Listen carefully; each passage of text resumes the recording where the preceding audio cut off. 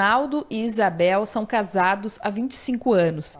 Vindos de famílias volumosas, o desejo de ter filhos sempre esteve presente. Embora Isabel tenha engravidado 3 vezes, problemas de saúde impediram que o casal tivesse filhos biológicos. Aí veio a primeira gravidez, muito comemorada, aí teve esse evento de 6 meses, nascer prematuro, passar por todo esse processo, o qual os médicos me deixaram muito nervoso no momento, dizendo que eu poderia perder os 2, mas graças a Deus ela sobreviveu, saiu bem, a criança nasceu, ficou 2 dias lá alimentando a nossa esperança e também ela sofrendo também muito, porque não tinha ainda pulmão formado, não tinha, mas ficou 2 dias lutando lá, reconhecia a nossa voz, por incrível que pareça, colocava a mão e segurava no meu dedo. Então foi 2 dias muito torturantes, mas também com prazer. E um dos momentos que mais doeu foi quando eu fui no cartório ter que registrar e registrar o óbito também. Então, eu não sei como é que eu consegui na época, mas eu tinha apoio da família, dela principalmente, mesmo estando debilitada. E aí, depois disso, passou, demorou um tempo, ela fez um tratamento. Para a medicina, isso era normal, até o 3º aborto. Foi bem traumatizante, né?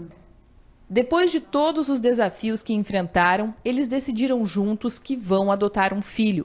Já habilitados, eles participaram dos encontros preparatórios oferecidos no Foro de Canoas e acabaram ampliando a idade da criança no cadastro. Era de 0 a 3 anos, daí nós mudamos para 0 a 5. Esse é o nosso filho do coração e a gente vai amar da mesma forma que se fosse biológico. A gente resolveu ampliar um pouquinho mais para ter até mais chances, né, de ser o processo mais assim rápido.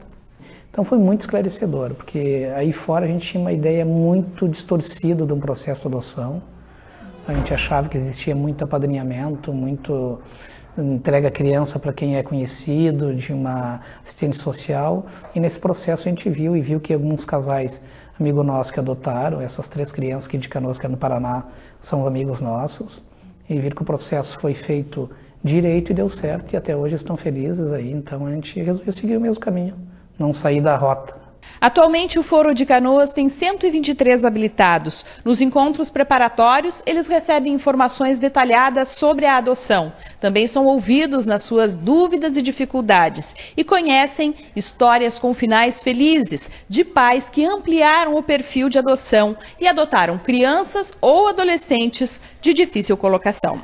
Mas o ano de 2016 nos mostrou assim, nos deu um resultado bem interessante com casos de casais que chegavam aqui com um perfil muito restrito e após o período de habilitação, então após essas entrevistas, conseguiam refletir, conseguiam ampliar algumas das características, né, postas pelo CNA, entre elas a questão da idade, principalmente, né, e a questão muitas vezes da etnia também, que é uma questão bem interessante de poder ajudar as pessoas a pensar.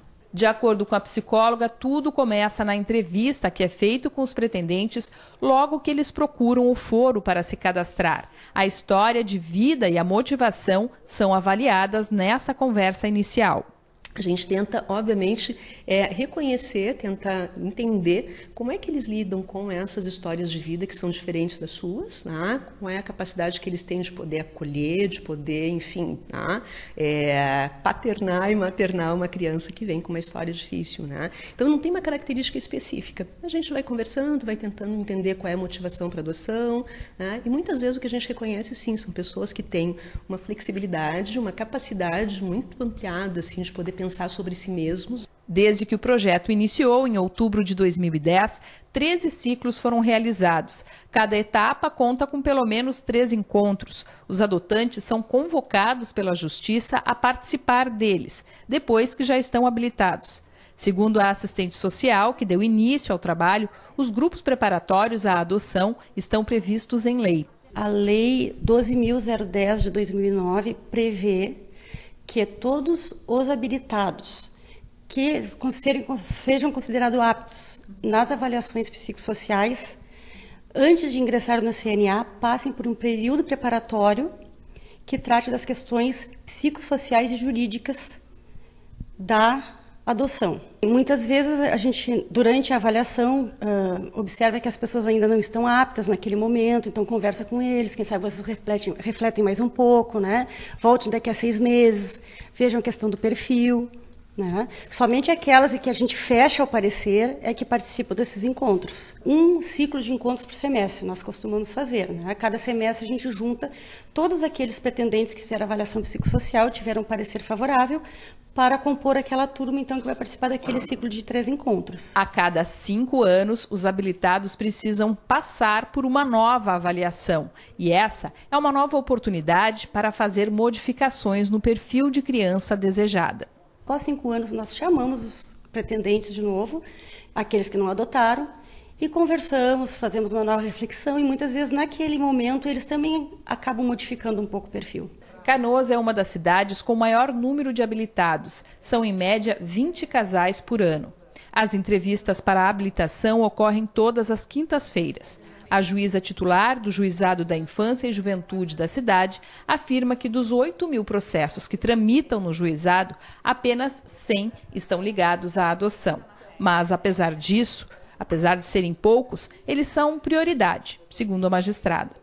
Os processos envolvendo crianças e adolescentes em situação de risco, em geral, são a prioridade.